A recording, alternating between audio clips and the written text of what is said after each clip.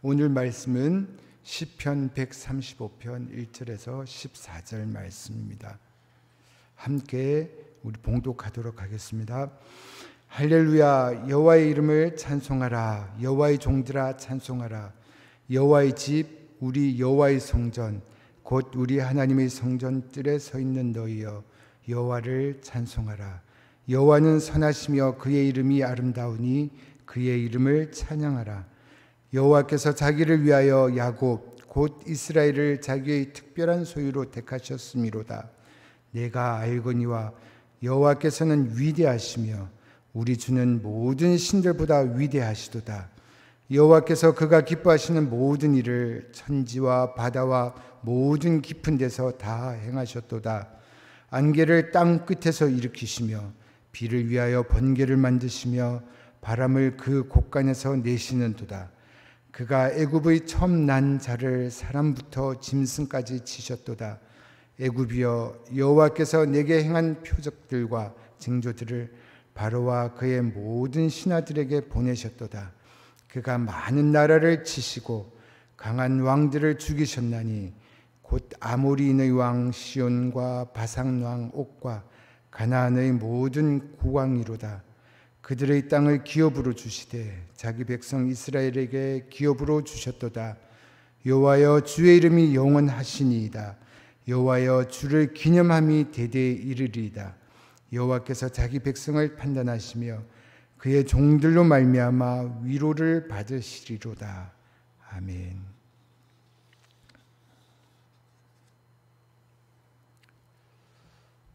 봉천동에 있는 한 교회 목사님께서 젊은 시절에 그가 살았던 농촌 마을에 교회를 개척하시고 중고등학생들 20여 명을 전도했다고 합니다. 저희들이 어렸을 때만 해도 성탄절에는 새벽송을 돌곤 했잖아요.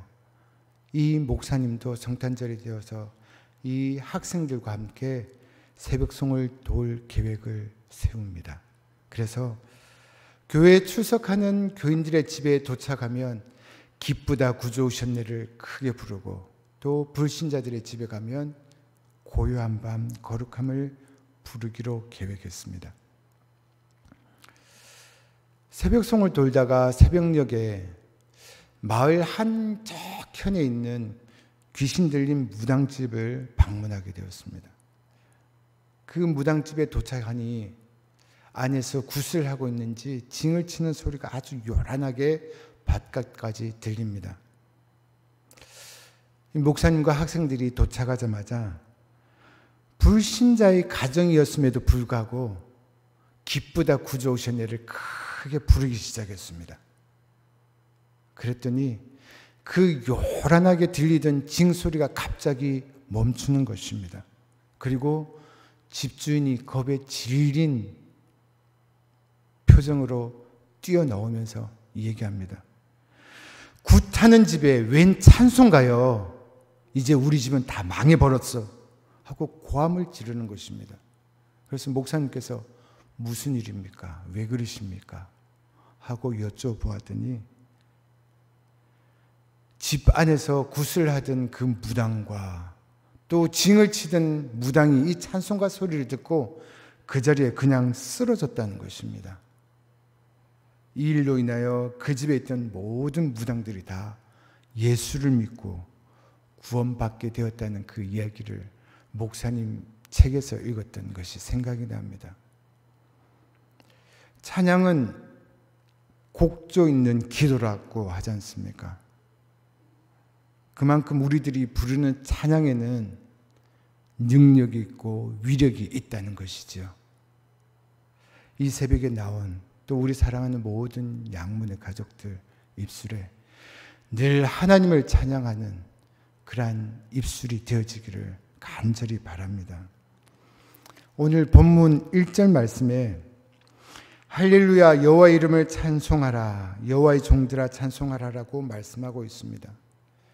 이 말씀을 원문 그대로 직역하면 하나님을 찬양하라 여호와의 이름을 찬양하라 찬양하라 여호와의 종들아 입니다. 이처럼 한 절 안에 하나님을 찬양하라는 명령을 3번이나 반복하면서 하나님을 찬양할 것을 강력하게 명령하고 있습니다. 이 시편에서 말하는 주요 요지는 오로지 하나님만을 찬양하는 것에 모든 정신을 집중하고 있는 것을 우리는 봅니다. 그렇다면 왜 이토록 하나님을 찬양하라고 외치고 있는 것일까요? 그 이유는 무엇일까요? 하나님을 찬양해야 할 합당한 이유가 무엇인지 오늘 말씀을 통해서 함께 묵상하기를 원합니다. 첫째로 우리 모두는 하나님의 종이기 때문입니다. 방금 읽었던 1절에서 여호와의 종들아 라고 찬양하라고 합니다. 종이란 어떤 존재입니까? 자기 자신을 위해서 살아가는 존재가 아닙니다. 오직 주인의 영광과 사역만을 위해서 살아가는 존재가 바로 종인 것입니다.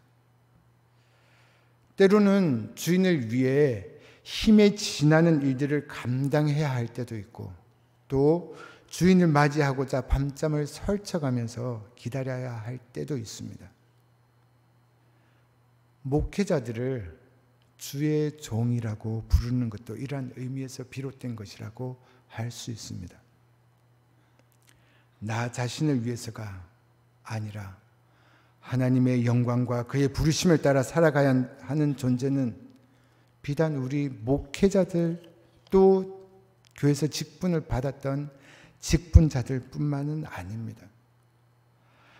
하나님의 부르심을 받아 구원함을 받은 사람이라면 모두가 하나님의 종인 것입니다.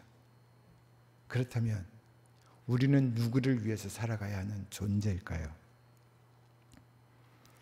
예수 그리스도를 통해서 거듭난 자라고 자처하면서도 나 자신의 유익을 위하여 또 나와 관계된 사람들의 유익을 위하여 살아가고 있지는 않는지요? 오늘 본문 2절, 3절 말씀입니다. 여호와의 집, 우리 여호와의 성전, 곧 우리 하나님의 성전 뜰에 서 있는 너희여 여호와를 찬송하라. 여호와는 선하시며 그의 이름이 아름다우니 그의 이름을 찬양하라. 다시 한 번 더 하나님의 성전 뜰에 서 있는 자들로 하나님을 찬양하라고 지금 외치고 있습니다. 하나님의 성전에 서 있다는 것은 이미 하나님을 예배하고 찬양하라는 마음을 가지고 있는 자들이라는 그런 의미입니다. 그러나 때로 우리는 하나님 앞에 예배한다고 하지만 오히려 다른 것에 더 많은 관심을 가질 때가 많습니다. 교회의 웅장함이라든지 화려함, 어떻게 바뀌었는지, 그런가 하면 또 성가대의 그 화음 맞는 그 찬양 소리, 아니면 오늘 설교자가 얼마나 설교를 잘 준비하고 잘 전하는지, 누가 예배 나오고 누가 빠졌는지 그러한 잡다한 문제들에 관심을 집중하고 하나님과의 긴밀한 만남이나 영혼에서 우러나오는 진정한 찬양 같은 그런 본질적인 문제는 외면할 때가 참 많다는 것입니다. 우리는 예배의 참여자나 참관자가 되어서는 안 됩니다. 구경꾼이 되어서도 안 됩니다. 예배를 참여하는데 그 어떤 의미를 두어서도 안 됩니다. 하나님께서 우리를 이 예배의 처소로 부르신 것은 우리 모두의 입술과 마음, 이 안에서 진정으로 우러나오는 진정한 찬양을 받기 위함이라는 것을 잊어서는 안 됩니다. 하나님과의 만남에 집중함으로 예배 때마다 하나님의 은혜를 깊이 묵상하고 은혜를 사모하고 은혜를 누리는 그래서 로마서 14장 8절에서 말씀하시는 우리가 살아도 주를 위하여 살고 죽어도 주를 위하여 죽나니 그러므로 사나 죽으나 우리가 주의 것이로다라는 말씀처럼 우리 모두의 삶에 주님을 위해 헌신함으로 주의 종이란 거룩한 이름에 합당한 삶을 살아가는 우리 사랑하는 모든 양문의 가족들이 되어지시기를 주님의 이름으로 축복합니다. 두 번째로는 자격 미달인 우리를 하나님의 거룩한 소유로 삼아 주셨기 때문입니다. 4절 말씀입니다. 여호와께서 자기를 위하여 야곱 곧 이스라엘을 자기의 특별한 소유로 택하셨음이로다. 하나님께서 이스라엘 백성들을 지금 선택하여 불러주신 사건을 얘기하면서 의도적으로 야곱과 이스라엘 이 두 이름 모두를 다 거론하고 있음을 봅니다. 야곱이 누구입니까? 지렁이라는 이 별명과 함께 아주 야비한 인물이 바로 야곱입니다. 그런가 하면 아버지와 형을 속였던 교활한 인물입니다. 거짓말장이라는 이름처럼 그의 삶은 온통 거짓투성이의 삶을 살았습니다. 그런데 하나님께서 이 야곱을 선택해 주셨다고 지금 말씀하고 계십니다.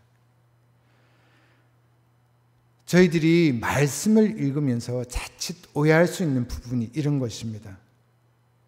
이런 야곱을 선택한 것으로 하나님은 불의를 사랑하고 용납하시는 그러한 분은 아니신가라는 생각을 할 수도 있습니다. 그러나 이 본문의 말씀은 하나님께서는 불의하고 죄 많은 인상을 긍휼히 여기시고 무조건적인 사랑으로 택하여 주셨다는 것을 말씀하고 있는 것입니다. 다시 말씀드리면 하나님의 택하심 속에 담겨져 있는 하나님의 사랑하심과 자비를 말씀하고 있는 것입니다. 이 하나님의 사랑과 반대로 요즘 세상의 선택은 어떻습니까? 회사에 들어가기 위해서 입사시험을 치러야 합니다.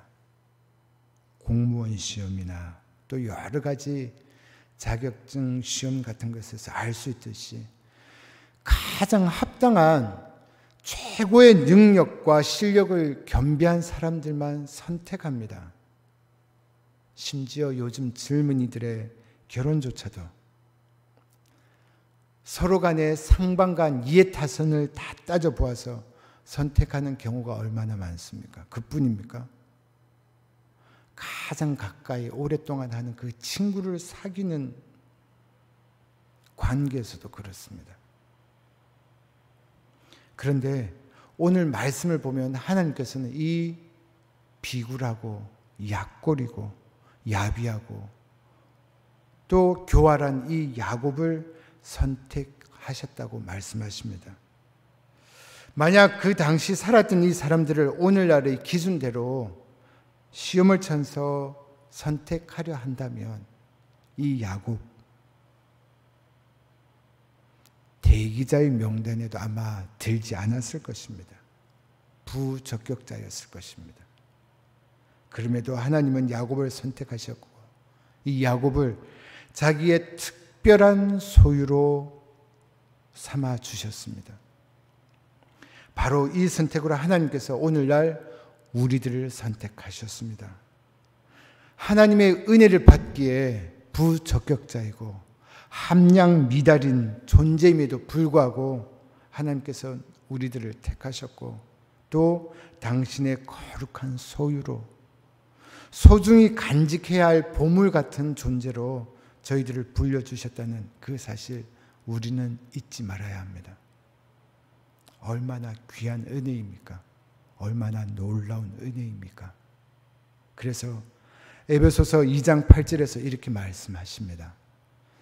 너희가 그 은혜를 인하여 믿음으로 말미암아 구원을 얻었나니 이것이 너희에게서 난 것이 아니요 하나님의 선물이라. 이 놀라운 사랑의 선택을 받은 자로 항상 하나님 앞에 감사하며 우리가 이 세상에서 얼마나 귀하고 가치 있는 존재인지 깨달아 더 하나님을 찬양하는 우리 사랑하는 모든 양문의 가족들이 되시기를 주님의 이름으로 축복합니다. 세 번째로는 천지 만물을 통치하시고 역사의 주관자 되시는 하나님으로 인해서 찬양하라라고 하십니다. 7절 말씀입니다. 안개를 땅 끝에서 일으키시며 비를 위하여 번개를 만드시며 바람을 그 곳간에서 내시는도다. 우리가 자연 현상이라고 말하는 이 자연계의 사소한 사건들 하나도 우연히 일어나는 일은 하나도 없습니다. 이 모든 현상은 철저한 우리 창조주 하나님의 섭리의 결과입니다. 과학 문명이 아무리 발달했다 하더라도 가장 예측하기 힘든 것이 바로 이 자연 현상입니다. 최첨단의 장비를 구비하고 기상기후의 흐름을 관측하려고 해도 자주 빗나가고 예상치 못한 큰 피해를 초래하기 일쑤입니다. 예레미야 10장 2절에서 이렇게 말씀하십니다. 여호와께서 이같이 말씀하시되 열방의 길을 배우지 말라. 열방이는 하늘의 징조를 두려워하거니와 너희는 그것을 두려워하지 말라라고 말씀하십니다. 우리가 정녕 두려워해야 할 것은 자연의 징조와 위력이 아니라는 사실입니다. 그것을 능히 섭리하시는 하나님과 그 하나님이 가지고 계시는 그 뜻을 우리가 인식하고 두려워해야 할 유일한 대상이라는 것입니다. 8, 9절에서는 또 이렇게 말씀하십니다. 그가 애굽에 처음 난 자를 사람부터 짐승까지 치셨도다. 애굽이여 여호와께서 내게 행한 표적들과 징조들을 바로와 그의 모든 신하들에게 보내셨도다. 세계의 그 무수한 나라들 가운데 이 출애굽 사건과 같이 하나님의 섭리와 역사를 경험한 그런 나라가 있을까요? 노예된 이스라엘의 힘으로는 결코 대적할 수 없고 또 극복할 수 없는 이 애굽을 이스라엘이라는 그 보잘것없는 민족을 구원하시기 위해서 하나님께서 친히 대적하셔서 이스라엘을 구원하시고 자유를 주셨습니다. 시작부터 마지막까지 하나님이 아니고서는 도저히 설명할 길이 없습니다. 이 놀라운 기적의 사건들입니다. 지금 우리들도 마찬가지 아닐까요? 매일같이 강대하여 제압할 수 없고 또 극복할 수 없는 이 애굽과 같은 그 어둠의 세력과 매일 부딪히면서 살고 있지는 않습니까? 계속 발발되고 있는 코로나19 역시 우리의 눈에 보이지도 않는 그 작은 바이러스 때문에 온 세계가 지금 몸을 사리고 두려워하고 떨고 있지 않습니까? 그러나 그 뒤에서 이 모든 것들의 뒤에서 이 모든 것을 주관하고 계시는 하나님의 뜻을 우리는 봐야 합니다. 세상을 향해서 우리 피조물인 인간들을 향해서 하나님의 뜻이 무엇인지 인식하고 또 우리가 하나님 앞에 물으며 깨달아 가야 한다는 것입니다.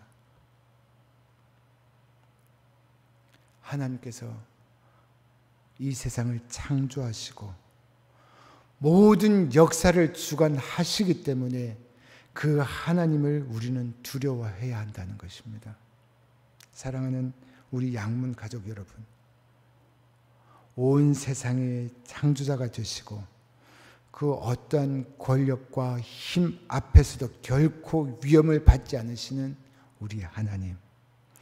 오히려 그들을 주관하시고 쳐서 파하시는 놀라운 능력의 하나님이 바로 우리의 하나님이심을 기억하는 이 아침이 되었으면 참 좋겠습니다.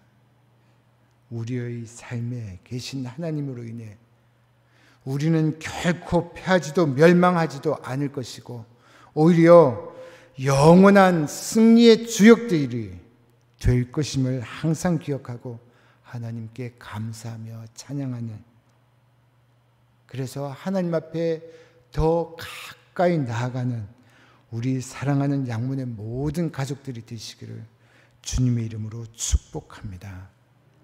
성경 한 구절만 읽고 말씀을 마치도록 하겠습니다. 이사야 12장 2절 말씀입니다. 보라, 하나님은 나의 구원이시라. 내가 신뢰하고 두려움이 없으리니 주 여호와는 나의 힘이시며 나의 노래시며 나의 구원이심이라. 주 여호와는 나의 힘이시며 노래시며 나의 구원이심이라. 아멘. 참 좋으신 하나님 감사합니다. 자격 미달인 우리를 당신의 거룩한 소유로 삼아주시고 예배 이전에 나와 하나님을 예배하며 찬양하며 영광 돌리게 하시니 얼마나 감사한지요. 우리가 살아가는 시간 동안, 우리에게 생명이 있는 동안 하나님을 찬양하며 하나님을 영화롭게 하는 우리의 삶이 되게 하여 주시옵소서. 예수님 이름으로 기도드립니다. 아멘.